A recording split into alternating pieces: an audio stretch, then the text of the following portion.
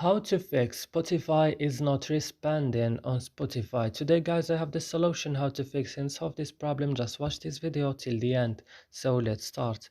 So first you have to go and open settings of your phone.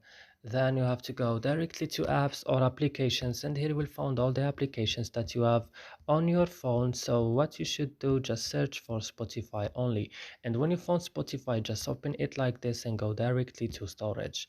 On storage guys, go to clear data, then click OK, and now you have to go back and click on force stop and click OK, and the last things is going to Play Store and updating your Spotify again.